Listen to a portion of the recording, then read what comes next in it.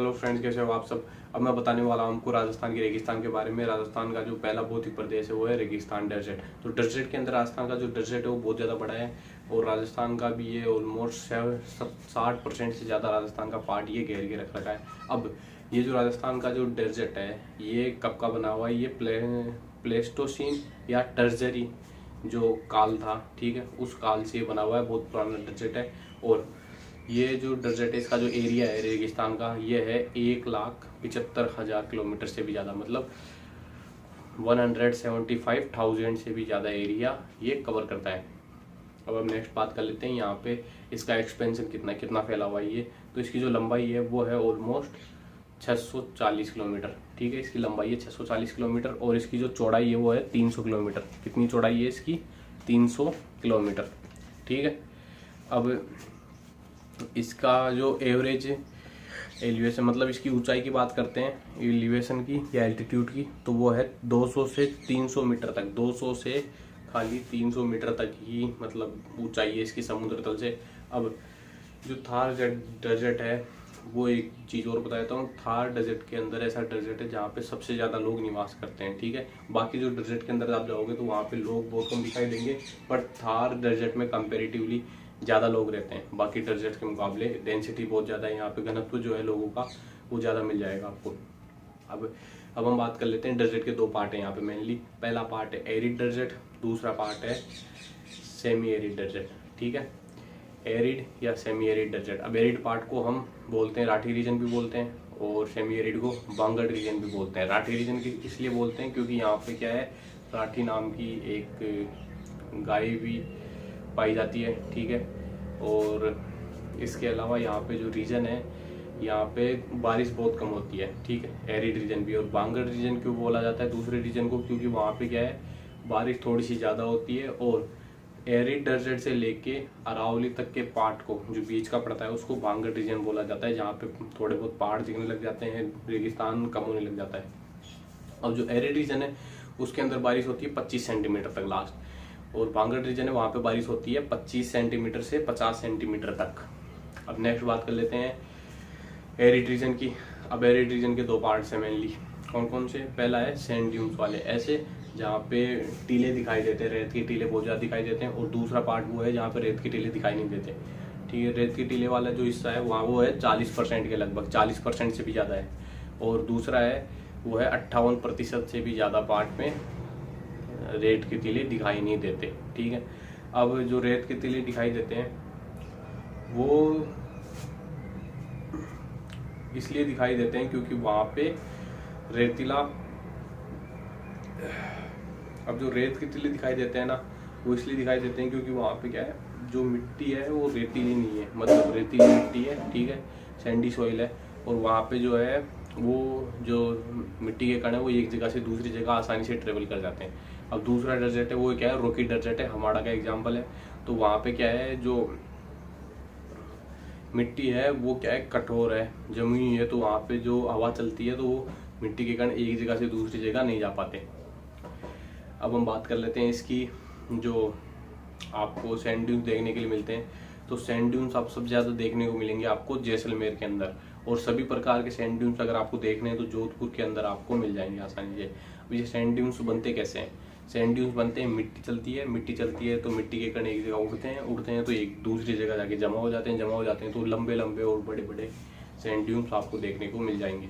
अब जो हमारा रॉकी डेजर्ट है, हमारा का एग्जाम्पल है, वो आपको कहाँ देखने के लिए मिलेगा वो बता देता हूँ मैं। तो ये मिलेगा सबसे पहले जैसलमेर के अंदर भी, जैसे पोखरण, लवारडा और रामगढ़, इन तीनों जगह पे आपको देखने के लिए मिलेगा क्या, रॉकी डेजर्ट। इसके अलावा बाड़मेर में बालोतरा और थोक, और इसके अलावा जोधपुर में फलोदी, इन जगहों में आपको क्या है, रॉकी डेजर्ट देखने के लिए मिल जाएगा राजस्थान का। अब जो सैंड ड्यून्स है, अब मैं उनके टाइप्स बताने वाला हूँ आपको। अब इसके अंदर जो पहला जो सैंड ड्यून है उसका नाम है बरखान, ठीक है। अब बरखान जो है वो मतलब जो मून होता है तो हाफ मून की शेप में होता है, वो क्रिस्टल शेप में होता है ये।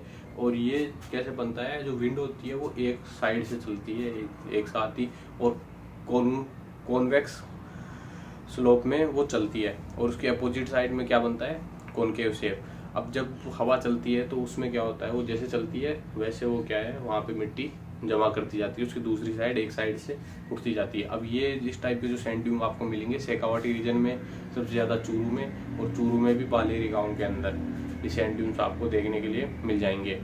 ठीक है, अब इनकी हाइट कितनी होती है, इनकी जो ऊंचाई होती है इन सैंड ड्यून्स की आपको 10 से 20 मीटर तक आसानी से एवरेजली देखने के लिए मिल जाएगी। इनका एक्सपेंशन ही कितने बड़े होते हैं, तो ये 200 से 300 मीटर तक बड़े आपको मिल सकते हैं। अगला है ट्रांसवर्स सैंड ड्यून, ये दूसरा एग्जाम्पल है सैंड ड्यून्स का। अब ये जो दूसरा एग्जाम्पल है ना, ये मैंने बरखान बताया, बरखान डायनेमिक है, मतलब एक जगह से दूसरी जगह ये लेके जाता है। और डायनेमिक जो होते हैं सैंड ड्यून्स वो क्या है, रेगिस्तान का बढ़ाते हैं, रेगिस्तान का जो एरिया है वो बढ़ाने में मदद करते हैं। और जो नॉन डायनेमिक होते हैं वो जो सैंड ड्यून्स होते हैं वो रेगिस्तान को बढ़ाते नहीं है, रेगिस्तान का एरिया एक जगह से दूसरी जगह बढ़ाने में कामयाब नहीं हो पाते वो। अब मैं बात करने वाला हूँ आपसे तीसरे सैंड ड्यून की। ठीक है, अब जो तीसरा सैंड ड्यून है वो है लीनियर सैंड ड्यून। ठीक है, रेखीय सैंड ड्यून। रेखीय सैंड ड्यून में क्या होता है, एक लाइन में सीधी सी, ठीक है, मिट्टी जमा हो जाती है। वो कैसे होती है, जैसे ही आंधी या तूफान आते हैं, ठीक है, हवा तेजी से चलती है तो उसके साथ ही मिट्टी के कण क्या है, सीधी रेखाओं में जमा हो जाते हैं। जैसे आपको रेगिस्तान के अंदर लकीरें देखने के लिए मिलती है लंबी लंबी, तो वो क्या है, रेखीय सैंड ड्यून्स का ही एग्जाम्पल है। ठीक है, और ये ज़्यादातर देखने के लिए मिलते हैं आपको जैसलमेर के अंदर, और जो लूनी और जवाई जो नदी है, ठीक है, उसका जो पार्ट है वहाँ पे भी आपको ये देखने के लिए मिल जाएंगे। ठीक है, उसके आसपास के रीजन में भी। अब अगला है star shape. Star shape sand dune में होता क्या है कि जो हवाएं चलती हैं वो चारों तरफ से चलती है, तो हमें दूर से देखने के लिए मिलता है कि वो तारा आकार सैंड ड्यून हमें देखने के लिए मिल जाता है। अगला है parabolic sand dune. Parabolic sand dune क्या होता है, ये बरखान बनता है ना, बरखान के बिल्कुल उल्टा बनता है। ठीक है, जैसे बरखान बनता है वैसे उसके बिल्कुल उल्टा बनेगा। ये सबसे ज़्यादा क्या है, राजस्थान के अंदर बनेगा, और राजस्थान के जितने भी जो रेगिस्तान के डिस्ट्रिक्ट्स हैं, ठीक है, उन सब में देखने के लिए आपको आसानी से मिल जाएगा। अब अगला है self sand dune. Self sand dune में क्या होता है, जब बरखान की जो एक साइड होता है, एक हाथ होता है, दूसरा एरिया होता है एक साइड, वो क्या है, ज़्यादा लंबा खिंच जाता है। ठीक है, मिट्टी जमा होने के कारण उसको बोलते हैं सेल्फ सैंड ड्यून। ये आपको देखने को मिलेगा चूरू, बीकानेर और जैसलमेर के अंदर। ठीक है, अब मैं आपको बात करने वाला हूँ सरप कोपेज सैंड ड्यून की। सरप कोपेज सैंड ड्यून में क्या होता है, घास होती है बड़ी बड़ी। ठीक है, अब घास होती है, कटीली झाड़ियाँ होती है, तो उनके आसपास जो सैंड ड्यून बन जाते हैं उसको बोलते हैं सर्व कोपेज सैंड ड्यून। ठीक है, अब अगला है नेपका। नेपका सैंड ड्यून में क्या होता है कि जो घास के जो चारों तरफ जो सैंड ड्यून बनते हैं, ठीक है, घास के झाड़ियों के चारों तरफ जो सैंड ड्यून बनते हैं उनको बोलते हैं नेपका। और ये जनते हैं ज़्यादातर जो घास होती है, झाड़ियाँ होती है, उनके पीछे की साइड बनते हैं, सामने नहीं बन पाते ये। ठीक है, क्योंकि सामने से तो मिट्टी उड़ जाती है और पीछे क्या है वो मिट्टी उड़ नहीं पाती, इसलिए उनके ज़्यादातर पीछे बनते हैं और छोटे बनते हैं। अब कई बार क्या होता है, जो सैंड ड्यून्स होते हैं, ठीक है, ये रेत के जो टीले होते हैं ये जुड़े हुए रहते हैं एक दूसरे से, तो इनको क्या बोलते हैं, नेटवर्क ऑफ सैंड ड्यून। अब आगे हम बात करेंगे, सैंड ड्यून्स हो चुके हैं लगभग। अब जैसे कि अब आप बताते हैं, अब भी जैसे कि अब मैं बताता हूँ आपको, एरिड रीजन पूरा कंप्लीट हो चुका है। अब मैं बताऊंगा आपको सेमी एरिड रीजन के बारे में। ठीक है, सेमी एरिड रीजन कौन सा है राजस्थान का, तो सेमी एरिड रीजन है ये जो जैसलमेर, बाड़मेर, जोधपुर, ठीक है, गंगानगर, इन डिस्ट्रिक्ट को छोड़ दिया जाए तो इनके अलावा जितने भी जो डिस्ट्रिक्ट हैं वो सारे के सारे सेमी एरिड रीजन के अंदर आते हैं, अरावली तक। ठीक है, जैसे अजमेर तक, नागौर तक और सिक्कर तक, ये जितना भी रीजन है ये सारे के सारे सेमी एरिड रीजन के अंदर आते हैं। अब इनके अंदर जो बारिश होती है वो होती है 25 सेंटीमीटर से लेके 50 सेंटीमीटर के बीच में, मतलब 25 सेंटीमीटर लाइन से लेके 50 सेंटीमीटर तक की जो लाइन होती है अरावली की, उसके बीच में ये एरिया आपको मिल जाएगा। ठीक है, अब इसके भी 4 पार्ट है। पहला पार्ट है लूनी। अब लूनी बेसिन के अंदर लूनी नदी का जो रीजन आता है, जिसमें लूनी नदी जहाँ जहाँ से बहती है वो इसके अंदर पूरा का पूरा एरिया आ जाता है। और लूनी नदी के आसपास के एरिया में क्या है, आपको सलाइन प्लांट्स देखने के लिए मिल जाएंगे, ऐसे पौधे जो खाली क्या है पानी के अंदर होते हैं और नमक के अंदर ही उग पाते हैं। ठीक है, वो कहाँ मिलेंगे आपको, बाड़मेर के अंदर। अब इसके अंदर आपको मिलेगा रण, मिलेगा नहर का। ठीक है, ये मिलेगा जालोर के अंदर, और मिलेगा आपको काला भूरा डूंगरी, ये मिलेगी आपको पाली के अंदर। अब ये जो रण होता है ये होता है देखा जाए तो एक मिट्टी होती है, ठीक है, ज़मीन होती है, ज़मीन के ऊपर क्या होता है, जो नमक होता है वो ऊपर आ जाता है, ठीक है, नमक ज़्यादा होने के कारण, या नीचे अगर हम ज़्यादा उस एरिया की सिंचाई कर देते हैं या और कोई कारण के कारण जो नमक होता है वो आ जाता है ज़मीन के ऊपर। अब नमक के ऊपर आने से क्या होता है कि जो ज़मीन होती है, धरातल होता है, वहाँ पे टोटली आपको देखने के लिए मिलेगा क्या, नमक ही नमक, और वो बन जाता है रण। उस एरिया को बोलते हैं रण। जैसे इंडिया का सबसे बड़ा रण है रण ऑफ कच्छ, वो गुजरात के अंदर है। ऐसे ही राजस्थान के अंदर भी बहुत सारे रण हैं, जैसे पोखरण भी एक रण है, रण ऑफ नहर भी मैंने बताया जो जालोर के अंदर है, ठीक है, इस टाइप से। अब अगला बात कर लेता हूँ नागौरी उच्च भूमि, ठीक है। अब नागौर का जो एरिया है वो है नागौरी उच्च भूमि। इसके अंदर जो नागौर का जो रीजन है, इसके अंदर आपको मिलेंगे बहुत सारे, जैसे कुचामन, डीडवाना और नागौर, ठीक है। अब ये 3 जिले बन चुके हैं इसके अंदर, तो इसके अंदर आपको देखने के लिए मिलेगी 3, शायद 2 ही जिले हैं, कुचामन, डीडावन और नागौर। तो यहाँ पे आपको बहुत सारी खारे पानी की झीलें देखने के लिए मिलेगी। ये जो पूरा एरिया है यहाँ पे क्या है, पानी भी वैसे भी खारा है और ज़मीन में क्या है, नमक यहाँ पे बहुत सारा है, ठीक है, इसलिए यहाँ पे आपको खारे पानी की झीलें देखने के लिए मिल जाएगी। और यहाँ पे क्या है, बारिश भी बहुत ज़्यादा कम होती है। और यहाँ पे फ्लोराइड नाम की डिजीज़ भी बहुत ज़्यादा होती है। फ्लोराइड के कारण फ्लोरोसिस नाम की डिजीज़ भी यहाँ पे बहुत ज़्यादा होती है, क्योंकि इसके अंदर जो पानी के अंदर क्या है, नमक बहुत ज़्यादा होता है, ठीक है। और यहाँ पे ऊँट की तरह कुबड़ पट्टी की शेप, मतलब हम्प बैट भी लोगों के हो जाती है, कई टाइप की बीमारी ऐसे हो जाती है, ठीक है। और ये रीजन मिलता है आपको नागौर में और अजमेर में। अब अगला है शेखावाटी, तीसरे नंबर पे। शेखावाटी इनलैंड ड्रेनेज सिस्टम, इसमें कौन सी है, इसमें 2 टाइप के पार्ट्स आते हैं। एक तो तोरावाटी भी इसके अंदर ही आता है, जोहड़ भी इसके अंदर ही आता है, सर भी इसके अंदर ही आता है। एक एक करके पढ़ लेते हैं। तोरावाटी वो रीजन आता है जिसमें काटली जो नदी है, वो काटली नदी जिस एरिया से बहती है उसको बोलते हैं तोरावाटी। अब काटली नदी बहती है, आपको पता ही है, पता होगा, नहीं भी पता तो देख लीजिए। एक तो बहती है झुंझुनू में, दूसरी बहती है सिक्कर में, इस एरिया को बोलते हैं तोरावाटी। अब शेखावाटी किसको बोलते हैं, शेखावाटी बोलते हैं सिक्कर, झुंझुनू, चूरू, इन तीनों जिलों को मिला के बोलते हैं शेखावाटी। अब जोहड़ की बात कर लेते हैं। जोहड़ होते हैं एक किले बनाए जाते हैं, ठीक है, जिसमें क्या है, वो एक कुएं बनाए जाते हैं, ठीक है, कुएं बनाए जाते हैं पानी के लिए, ठीक है, पानी निकालने के लिए, पानी इकट्ठा करने के लिए, उनको बोला जाता है जोहड़। और कुएं जो होते हैं ये बड़े होते हैं, ठीक है, नॉर्मल कुएं से बहुत ज़्यादा बड़े होते हैं। अब अगला है सर।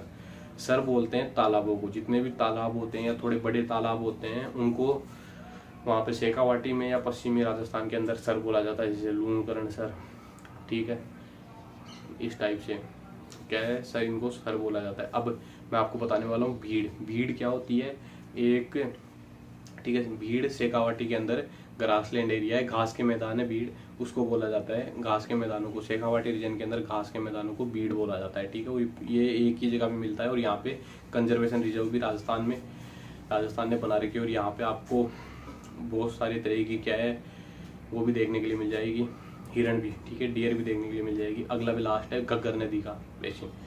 घग्गर नदी का जो बेसिन है, ठीक है, घग्गर नदी जहाँ से बहती है, या सरस्वती नदी, तो ये आता है जैसलमेर में, और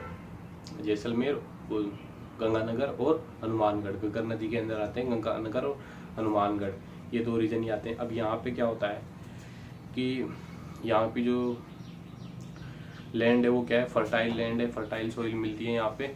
और काटली और बग्गी क्या होती है यहाँ पे, फर्टाइल सॉइल को बोला जाता है।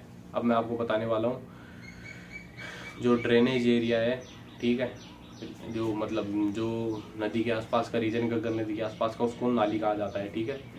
और इसके आसपास के एरिया को कहा जाता है पाट। घग्गर नदी के जो ड्रेनेज बेसिन है जहाँ से घग्गर नदी को पानी मिलता है, हनुमानगढ़, गंगानगर में, इसको नाली कहा जाता है। आसपास के एरिया को इसके पाट कहा जाता है। अब रेगिस्तान से रिलेटेड कुछ ऐसी चीज़ें जो आपको पता होनी चाहिए, ठीक है, शब्द वाली। पहला है खाड़ीन या प्लाया। खाड़ीन और प्लाया जो है वो एक, यहाँ पे खाड़ीन और प्लाया एक शब्द वाली है जो रेगिस्तान से जुड़ी हुई है, खास करके जैसलमेर से। तो यहाँ पे क्या है, पालीवाल जो ब्राह्मण थे, जो पाली से जाके और जैसलमेर के अंदर रहते थे पहले, और अब भी शायद रहते होंगे, तो उन्होंने क्या है, खाड़ीन या खड़ी एक झील बनाते थे वो रेगिस्तान के अंदर। तो उसमें क्या होता था, उस झील के अंदर वो मतलब ऊंचाई के अंदर झील बनाते थे और पानी एकदम से रोक लेते थे वहाँ पे बैरियर लगा के। और उससे क्या होता था कि वहाँ पे इतना सारा पानी इकट्ठा हो जाता था कि वो सर्दियों के अंदर आसानी से खेती वहाँ पे कर सकते थे, उसमें कोई प्रॉब्लम उनको नहीं होती थी। खाड़ीन और प्लाया। अब ये जो खाड़ी ने ये स्टार्ट की थी इन्होंने, पालीवाल ब्राह्मणों ने स्टार्ट की थी, ठीक है। और इन यहाँ पे जो ये खेती करते थे सबसे ज़्यादा वो खेती करते थे गेहूं की, जौ की, ठीक है। रबी क्रॉप करते थे यहाँ पे, सर्दियों की जो खेती होती है वो यहाँ पे करा करते थे। अब अगला है रण हो या टाट। रण मैंने बता ही दिया, रण वो एरिया होता है जो क्या है बहुत ज़्यादा क्या है जिसमें नमक भरा होता है पूरी तरीके से, और ये जो ज़मीन होती है रण वाली ये उपजाऊ नहीं होती है, यहाँ पे खेती करना बहुत ज़्यादा मुश्किल काम होता है और इसको रण कहा जाता है। ये सब ज़्यादा मिलेगी आपको जैसलमेर के अंदर और बाड़मेर के अंदर, ठीक है। अब बात कर लेते हैं कुछ ऐसी चीज़ें जो बची हुई है फिर रेगिस्तान के नाम पे। एक लाठी रीजन आता है, वाटर बेल्ट आती है। अब ये जो लाठी रीजन आता है ये आपको देखने के लिए मिलेगा, जो बाड़मेर के अंदर देखने के लिए मिलेगा, जैसलमेर के अंदर देखने के लिए मिलेगा, ठीक है। अब इस लाठी रीजन के अंदर क्या है कि जो पानी है वो ज़मीन के नीचे आराम से अभी भी बचा हुआ है उस रेगिस्तान के अंदर, और ये बचा हुआ है सरस्वती नदी के कारण, ऐसा कहा जाता है, क्योंकि सरस्वती नदी इस एरिया के अंदर से पहले से बहती थी और अब ये नदी सूख चुकी है, तो अब ये नदी ज़मीन के अंदर से बहती है, ठीक है। तो ज़मीन के अंदर से वैसे पानी सूखता नहीं है इतनी आसानी से, तो अभी भी ये नदी बह रही है, तो उसका ये पार्ट है, ठीक है। लाठी सीरीज वाटर बेल्ट जो है ये अब ये मिलती है आपको पोखरण से लेके मोहनगढ़ तक 60 किलोमीटर लंबी है, और इसके अंदर ये गढ़ा आता है जिसका नाम है चांदन नलकूप, ठीक है। चांदन नलकूप, इसको थार का गढ़ा बोलते हैं, एक कुआ भी आता है यहाँ पे। और ये जो लाठी सीरीज का जो पानी है ये बहुत ज़्यादा उपयोगी है और बढ़िया पानी है, पीने लायक भी है ये। अब मैं आपको बताने वाला हूँ सावण और लीलन के बारे में। सावण और लीलन घास होती है, ठीक है। सावण और लीलन घास होती है जो आपको मिलेगी रेगिस्तान के अंदर, बाड़मेर के अंदर, जैसलमेर के अंदर, बीकानेर, इस एरिया के अंदर आपको ये घास मिलेगी, जोधपुर के अंदर। और इस घास की खासियत ये होती है कि यहाँ पे जो गोडावन नाम का जो पक्षी होता है, ठीक है, जो राजस्थान का क्या है राजस्थान का स्टेट बर्ड है, ठीक है, राज्य पशु है, राज्य पक्षी है, ठीक है, गोडावन, वो भी इस घास के अंदर आके खुद का अपना शेल्टर लेता है, ठीक है। यहाँ पे इस घास के अंदर ही रहता है वो, और इस घास के अंदर ही अंडे देता है। और इस घास की क्या है, ये घास दुधारू जो पशु होती है सेवण और लीलन, उनके लिए भी क्या है बहुत ज़्यादा काम की होती है, इसलिए इस घास को क्या है बहुत ज़्यादा उपयोग किया जा रहा है। और इस घास के उपयोग ज़्यादा करने के बाद से गोडाउनों की संख्या भी कम होने लगी है, और भी उसके बहुत सारे कारण, शिकार होना, बिजली के जो हाई टेंशन वहाँ पे लाइनें बिछाई जा रही है, ठीक है, उसके कारण भी। अब अगला मैं बताने जा रहा हूँ आपको, वहाँ पे सरस्वती नदी के जो रिमेन्स हैं वो भी आपको देखने के लिए मिल जाएंगे, ठीक है। उसके अंदर भी अंडरग्राउंड आपको पानी एक और खोजा गया है, वो मिला है बाड़मेर से लेके जालोर तक, ठीक है। बाड़मेर में बायतू से लेके और सांचौर तक, ठीक है, बायतू से लेके सांचौर तक भी जो एरिया है वहाँ पे भी पानी मिला है अंडरग्राउंड। पर ये क्या है बहुत ज़्यादा गहराई पे, और यहाँ पे भी पानी निकालना चालू नहीं हुआ है, ठीक है। जैसे कि लाठी सीरीज के अंदर पानी निकालना चालू हो चुका है, यहाँ पे स्टार्ट नहीं हुआ है। अब मैं अगला बता रहा हूँ Akal wood fossil park. Akal wood fossil park जो है एक रेगिस्तान के अंदर या नेशनल डेजर्ट जो पार्क है वो शायद इंडिया का सबसे बड़ा पार्क है, 3000 से ज़्यादा वर्ग किलोमीटर में फैला हुआ है। तो वहाँ पे आक्कल वुड फॉसल पार्क आपको देखने के लिए मिल जाएगा, ठीक है। यहाँ पे आपको फॉसल्स मिलेंगे जो पहले के जो जंगली जानवर थे, ठीक है, जो कितने जुरेसिक काल के, जो 180 मतलब 18 करोड़ के लगभग 18 करोड़ वर्ष से पुराने जो जुरासिक काल के डायनासोर थे या और भी जितने भी जानवर थे डायनासोर से रिलेटेड, उनके आपको कंकाल और जो भी उनकी हड्डियां हैं वो सारी की सारी चीज़ें यहाँ पे देखने के लिए मिल जाएगी, ठीक है। और अब जो है वो जो हड्डियां थी जो भी कुछ थे वो मतलब पत्थर के फॉर्म में हो चुके हैं, इतने ज़्यादा मजबूत हो चुके हैं, तो इसको अब बोलते हैं आक्कल वुड फॉसल पार्क, जो कि आपको मिलेगा जैसलमेर के अंदर। अब अगला है बाप बोल्डर क्ले। बाप बोल्डर जो क्ले है वह ये क्या है, जो ग्लेशियर थे, ठीक है, ग्लेशियर्स के कारण यहाँ पे ये जो स्टोन्स है, पत्थर है, वो बने थे बाप बोल्डर क्ले में, तो वो आपको यहाँ पे दिख जाएंगे। ये है मिलेगा आपको बाप तहसील के अंदर, जोधपुर के अंदर, ठीक है। अब यहाँ पे जो ग्लेशियर्स से पानी बह के आता था उसके कारण ऐसे कुछ यहाँ पे पत्थर मिलते हैं, वो जो बड़े बड़े पत्थर यहाँ पे अभी पड़े हुए हैं बाप बोल्डर क्ले में, उनको इकट्ठा करके रखा हुआ है। और ये कब का है, ये बोल्डर क्ले लगभग बहुत ज़्यादा पुरानी है, 250 से लेके 280 मिलियन साल पुरानी, मतलब 25 से 28 करोड़ साल पहले के ये बताए जाते हैं। अब अगला मैं बताने जा रहा हूँ आपको,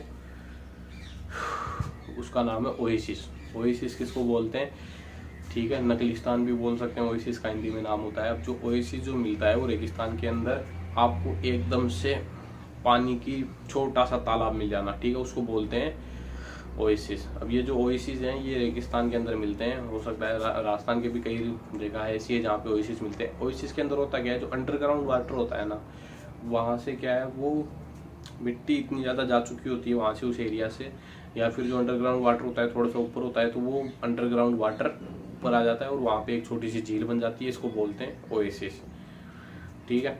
अब जो ओएसिस है वो सारे रेगिस्तान में बहुत सारे और बहुत बड़े बड़े ओएसिस भी है अपनी अफ्रीका के अंदर, राजस्थान के अंदर भी कोई ओएसिस है। अब दोहरे और दरियान की बात कर लेते हैं। दोहरे तो बोलते हैं, ठीक है,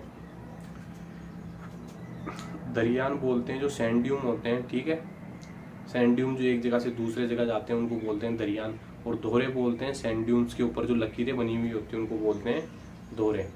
और दोहरे और दरियान आपको सबसे ज़्यादा मिलेंगे जैसलमेर के अंदर। अब मैं आपको बताने वाला हूँ एक सांप के बारे में, जो सांप आपको मिलेगा रेगिस्तान के अंदर, थार के रेगिस्तान में, और इस सांप का नाम है पियूना। पियूना सांप इसको देसी भाषा के अंदर बोला जाता है, ठीक है, और इसका नाम वैसे भी अब पियूना रख दिया गया है। अब पियूना जो सांप होता है वो होता है बिल्कुल आपको रेगिस्तानी मिट्टी की जैसा दिखाई देगा, येलो कलर का होता है, और ये दिखता भी नहीं, और ये बहुत ज़्यादा जहरीला सांप होता है, ठीक है। और ये क्या है, सबसे ज़्यादा खतरनाक सांप माना जाता है क्योंकि इसमें जहर बहुत ज़्यादा होता है। अब मार्च ऑफ डेजर्ट के बारे में बता देता हूँ। रेगिस्तान जो है वो शिफ्ट हो रहा है लगातार। अब जो राजस्थान का जो रेगिस्तान है या थार का जो रेगिस्तान है वो है, आपको मैं बता दूँ, साउथ ईस्ट से लेके नॉर्थ साउथ वेस्ट से लेके नॉर्थ ईस्ट की तरफ है, ठीक है। साउथ ईस्ट का मतलब जो सिंध की साइड है वहाँ से लेके और हरियाणा, ठीक है, दिल्ली की तरफ, उस तरफ तक यहाँ पे रेगिस्तान फैला हुआ है। दिल्ली तक तो नहीं है वैसे, हरियाणा तक ये रेगिस्तान, पर साइड डायरेक्शन वही है। अब मार्च ऑफ डेजर्ट क्या है कि रेगिस्तान का एक जगह से दूसरी जगह में स्थानांतरित होना, मतलब रेगिस्तान का फैलाव होना, ठीक है, इसको बोलते हैं मार्च ऑफ डेजर्ट। इसके लिए क्या है कि प्लांटेशन भी बहुत ज़्यादा की जा रही है अरावली रीजन में, और गवर्नमेंट की तरफ से कई सारे प्रयास इसके लिए किए जा रहे हैं ताकि जो रेगिस्तान का विस्तार है वो कम से कम हो और फैला नहीं जाए ये। अब इसके अंदर सबसे ज़्यादा योगदान होता है बरखान, जो सैंड ड्यून होते हैं उसका सबसे ज़्यादा इसके अंदर योगदान होता है। अब अगला बताने वाला हूँ मैं बोलसन के बारे में, ठीक है। बोलसन क्या होता है कि जहाँ पे आपको क्या है रेगिस्तान मिल जाए, मतलब पहाड़ों के बीच में, ठीक है। बोलसन एक रीजन होता है जहाँ पे क्या है पहाड़ों के बीच में और रेगिस्तान के अंदर आपको क्या है झील मिल जाए कोई, उसको बोलते हैं बोलसन। और इसका एग्जांपल है सांबर झील, क्योंकि वहाँ पे क्या है चारों तरफ रेगिस्तान भी है, रेगिस्तान के अलावा वहाँ पे चारों तरफ पहाड़ भी है, और पहाड़ इन सब के बीच में क्या है वहाँ पे झील भी है, उस एरिया को बोला जाता है बोलसन, ठीक है। इसके लिए बोलसन के लिए कौन कौन सी चीज़ें होना जरूरी है, पहला पहाड़ होना जरूरी है, रेगिस्तान होना जरूरी है, और उन सब के बीच में फिर झील होना भी जरूरी है, इसको बोलते हैं बोलसन बोला जाता है। और बोलसन का एग्जाम्पल कौन सा है, सांबर की झील इसका एक एग्जाम्पल है। अब मैं आपको बताने वाला हूँ थार का जो रेगिस्तान है वो सबसे ज़्यादा कहाँ फैला हुआ है। थार का रेगिस्तान है सबसे ज़्यादा इंडिया के अंदर, ठीक है, इंडिया के अंदर है, ठीक है। और इंडिया के अंदर भी राजस्थान के अंदर थार का रेगिस्तान सबसे ज़्यादा है। और इंडिया के अंदर कौन कौन से राज्य है जहाँ पे थार का रेगिस्तान पाया जाता है, तो हरियाणा, पंजाब, दो जगह तो हो गई, हरियाणा, पंजाब और राजस्थान है ही, गुजरात, इन 4 स्टेट्स के अंदर थार का रेगिस्तान आपको देखने के लिए मिल जाएगा। इसके अलावा पाकिस्तान के अंदर भी सिंध जो है, और सिंध और पंजाब दोनों के अंदर क्या है थार का रेगिस्तान है। अब रेगिस्तान के आपको लगता है कि नुकसान ही नुकसान है, वहाँ पे ना तो बहुत ज़्यादा बायोडाइवर्सिटी देखने के लिए मिलती है, ना जंगली जानवर देखने के लिए मिलते हैं वहाँ, ना वहाँ पे पेड़ पौधे होते हैं, ना पानी होता है, तो आपको लगता है रेगिस्तान के बहुत ज़्यादा नुकसान है। पर मैं आपको कुछ ऐसी पॉइंट्स बताने वाला हूँ जो क्या है थार के बारे में आपको बताएंगे, या रेगिस्तान के बारे में बताएंगे कि रेगिस्तान के बहुत ज़्यादा फ़ायदे भी हैं, ठीक है, बहुत सारे फ़ायदे भी हैं। पहला सबसे बड़ा फ़ायदा ये है कि यहाँ पे मिनरल्स पाए जाते हैं। आप देखना जितना भी जो लैंड पार्ट है पूरी दुनिया का, उसमें जो आपको पेट्रोलियम निकाला जाता है, नेचुरल गैस निकाला जाता है और कोयला निकाला जाता है, ये सबसे ज़्यादा निकाला जाता है रेगिस्तान के हिस्से से।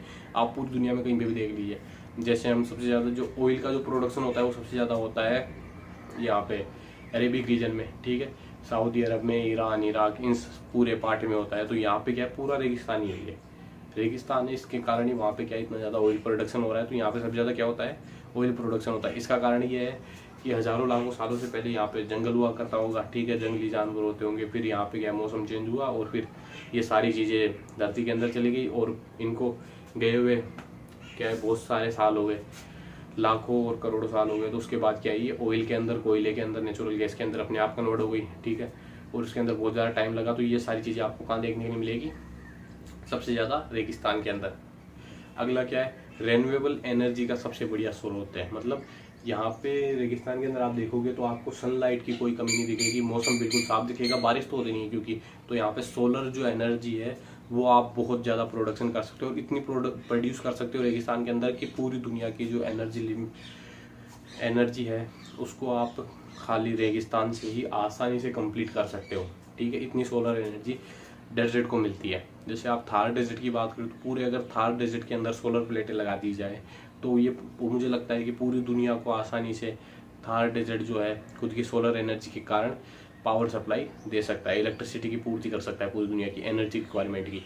अब यहाँ पे जैसे कोई सा भी डेजर्ट हो तो उन सब में आपको सोलर एनर्जी भरपूर मिलेगी, ठीक है। वहाँ पे क्योंकि पेड़ पौधे भी नहीं होते, बारिश भी नहीं होती, मौसम साफ रहता है, सूर्य की किरणें आसानी से डायरेक्टली पहुँचती है वहाँ पे, तो आपको आराम से सोलर एनर्जी मिल जाएगी। उसके अलावा रेगिस्तान में एक चीज़ नोटिस करना, आप कोई सा भी रेगिस्तान हो, ज़्यादातर रेगिस्तानों में क्या है, हवा बहुत तेज चलती है, ठीक है। तो हवा बहुत तेज चलती है तो वहाँ पे आप विंड एनर्जी का भी प्रोडक्शन कर सकते हो जो बिल्कुल रेन्यूएबल है और सबसे बढ़िया टाइप है। और इससे जो बिजली बनेगी वो भी क्या है, बहुत सारी बिजली आप यहाँ से विंड एनर्जी से बना सकते हो क्योंकि यहाँ पे हवा बहुत तेज चलती है, ठीक है, और आसानी से आप इनको इस्टेब्लिश कर सकते हो, कोई ऐसी कोई दिक्कत यहाँ पे आती नहीं है। अब अगला बताता हूँ न्यूक्लियर टेस्ट। आप रेगिस्तान के अंदर जो है वो मतलब रेगिस्तान के अंदर जो लोग रहते हैं वो बहुत कम लोग रहते हैं, ठीक है। राजस्थान के अंदर भी अगर देखा जाए तो बहुत कम लोग रहते हैं। बाकी राजस्थान का जो रेगिस्तान है वो ऐसा रेगिस्तान है जहाँ पे डेजर्ट की अगर बात की जाए तो डेंसिटी जो है सबसे ज़्यादा है, सबसे ज़्यादा लोग राजस्थान के रेगिस्तान के अंदर ही निवास करते हैं। यह बात आपको बिल्कुल अच्छी तरीके से समझ में आ गई होगी।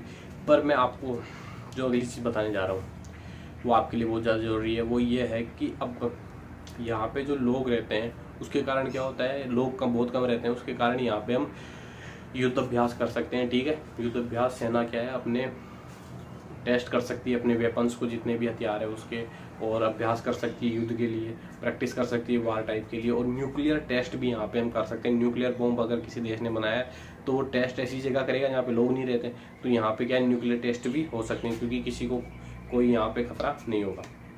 अगला हम बताया जाता हूँ कि जो डेजर्ट के अंदर जो बायोडाइवर्सिटी पाई जाती है, तो यहाँ पे डेजर्ट के अंदर आपको बहुत सारे जानवर भी मिल जाएंगे जो क्या है ओनली डेजर्ट के अंदर सर्वाइव कर सकते हैं, रेगिस्तान के अंदर रह सकते हैं। और दूसरे अगर आपको उन जानवरों को जंगल के अंदर ले जाओगे तो हो सकता है वहाँ पे वो सर्वाइव नहीं कर पाए। तो ऐसे जानवर भी आपको क्या है डेजर्ट के अंदर ही पाए जाएंगे।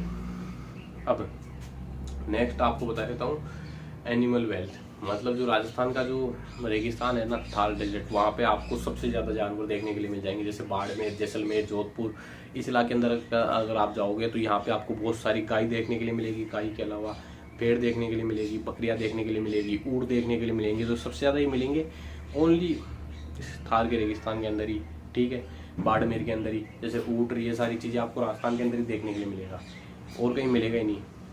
बहुत कम चांस है कि बाकी दूसरे देश अपने मतलब राजस्थान के अलावा और किसी स्टेट के अंदर ये देखने के लिए मिल जाए। ये किसके कारण है? डेजर्ट के कारण ही, क्योंकि वहाँ पे खेती तो इतनी होती नहीं, तो वहाँ पे क्या है पशुपालन ज़्यादा किया जाता है, कैटल रियरिंग ज़्यादा की जाती है। अगला है यहाँ पे जो जितने भी रेगिस्तान होते हैं यहाँ पे क्या है, जो झीलें पाई जाती है वो ज़्यादातर झीलें कैसी पाई जाती है, ठीक है, लेक्स पाई जाती है। वो कैसी पाई जाती है?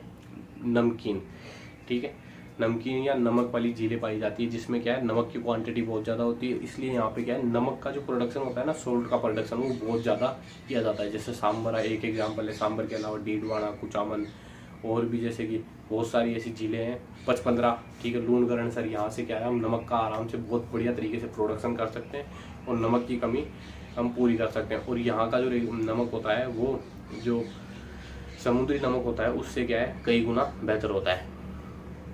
ये मैंने बताया आपको राजस्थान के रेगिस्तान के बारे में। वीडियो अच्छा लगा तो वीडियो लाइक करना, चैनल को सब्सक्राइब करना, और अगर आपको कोई फ्रेंड राजस्थान से हो या आप भी राजस्थान से हो तो ये वीडियो शेयर जरूर करना, ठीक है, क्योंकि राजस्थान के बारे में जो बेसिक डिटेल है ये आप सबको भी पता चले।